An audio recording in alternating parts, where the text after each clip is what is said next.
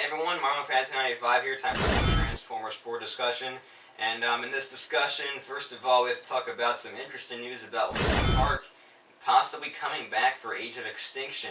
Now this is due to a recent interview with lead singer Chester Bennington, and he said, we've been very fortunate working with the Transformers franchise. It's been great for us. Transformers 4 is coming out this summer, and it makes total sense for us to be a part of that as well. So we are looking forward to see how that's going to unfold. Now, about this interview, what it seems like is he is assuming that they are coming back due to their past involvement in the Transformers movies. Now, to me, this seems like they have not been approached to do this yet, but maybe they have never been approached this early before, and they are assuming that they, once the time comes towards a certain point before the movie is released, that they will be approached yet again to do this fourth movie. There is a song that I forget the name of it that actually would fit this movie quite well, I think. But as far as what I would like to see is if I would like to see Linkin Park come back or if I'd like to see somebody different, I really don't care now. I used to care a lot. I used to be like, okay, Linkin Park, it's just, it needs to happen. Linkin Park and Transformers movies, this is just a staple. It needs to always be like this. They need to come back for Transformers 4.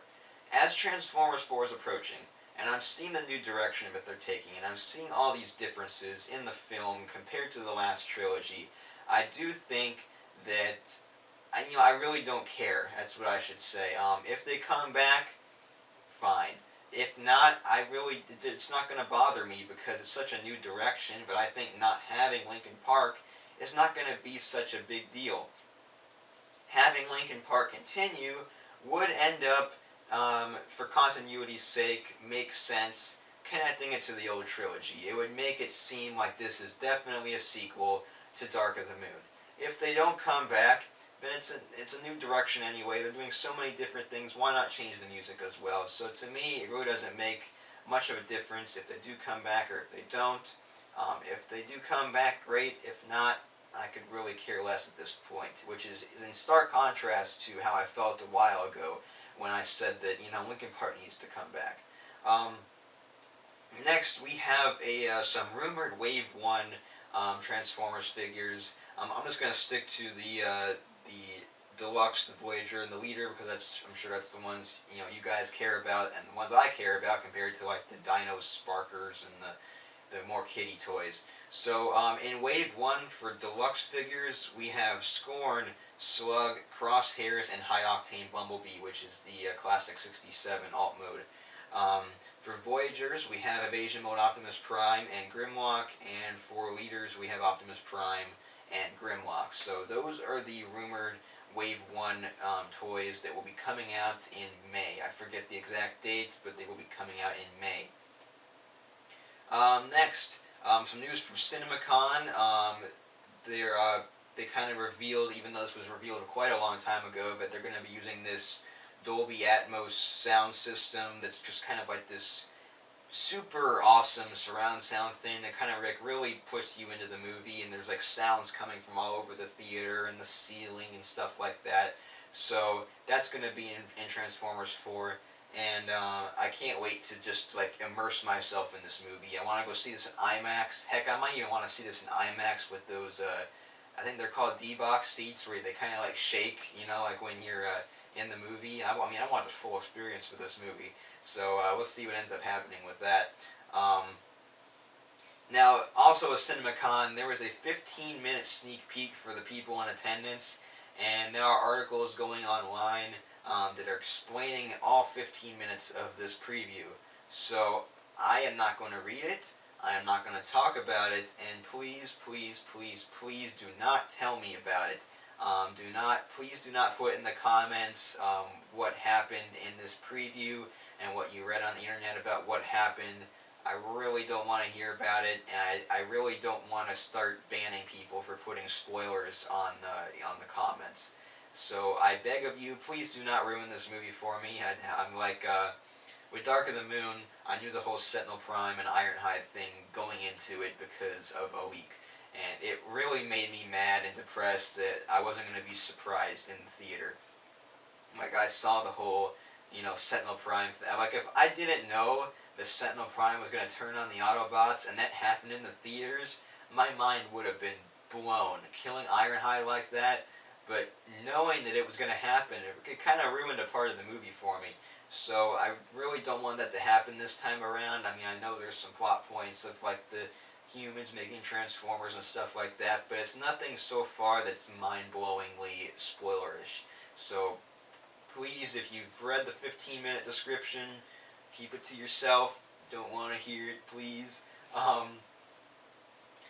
One thing I did see about it so far, just because it was a title, and I kind of looked into it a little bit, was that I guess there's one point in the movie where Cade yells to Tessa, "Honey, hand me my alien gun," which that is such an awesome line. I absolutely love that line. It's hilarious. And that is the type of humor that I want to see in these Transformers movies in the future. I do not want to see the toilet humor. I want to see pure, funny conversations and stuff like that. I don't want to see, like, Jerry, pushing Sam into a bathroom stall. I don't want to see, robots making crude jokes. I want to see just I like to call it Marvel type humor, from the Marvel movies when they just kind of have the situational, conversational humor that fits the moment and just kind of lightens the mood a little bit, and it's perfect to what's happening in the events of the movie. Unlike Transformers, when the toilet humor seems kind of forced. So I think the "Honey, hand me my alien gun," I think that's just going to be a perfect type of humor moment, and I hope Bay sticks to that kind of style with the humor in this movie. Rise of the Dark Spark. We have our first gameplay trailer, and my initial reaction is, oh, no, no, no, no, no. It looks like it's going to be a direct port of Fall of Cybertron. Nothing looks different to me. All of the sound effects of that stupid pistol, which I can't stand the sound effects for that. It looks like a direct port, and I'm not happy. I'm really not. The first trailer, it looked great because it didn't really look like Fall of Cybertron, except for the Cybertron scenes. As far as the Earth scenes, it didn't look like the Cybertron game. Now, Fall of Cybertron was a fun game to play, especially campaign, but compared to War for Cybertron, the gameplay and the feel of controlling the characters, I much preferred War for Cybertron compared to Fall. And Rise of the Dark Spark looks like it's going to be an exact port of the Fall of Cybertron gameplay, and I'm not a fan of that, and that really disappoints me. I'm still going to get the game, still going to do a complete walkthrough of it.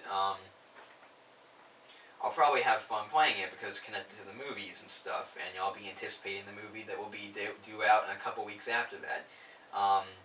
But unfortunately, looks almost exact to Fall of Cybertron, which I was not a huge fan of. What happened in this gameplay trailer is we saw 3 modes of Optimus Prime: his Age of Extinction mode, his Fall of Cybertron mode, and his G1 mode. Of course, we just gotta throw G1 in there because everyone loves G1, and G1 Optimus is the king and stuff like that. And it seemed that they made a big deal out of this, even though it looked like almost an exact copy of the Fall of Cybertron DLC Optimus, except for maybe a couple of slight changes. But I must say the trailer really disappointed me. It really did. But it still has a chance to be maybe a good game. As long as they fix some things that Fall of Cybertron had, maybe it will be a better game. But unfortunately, this trailer did not impress me that much. But, I'm still looking forward to it because it's a Transformers game, and I love Transformers games. So that just about does it for this Transformers 4 discussion. I'm Fan 1995. I'll see you guys next time.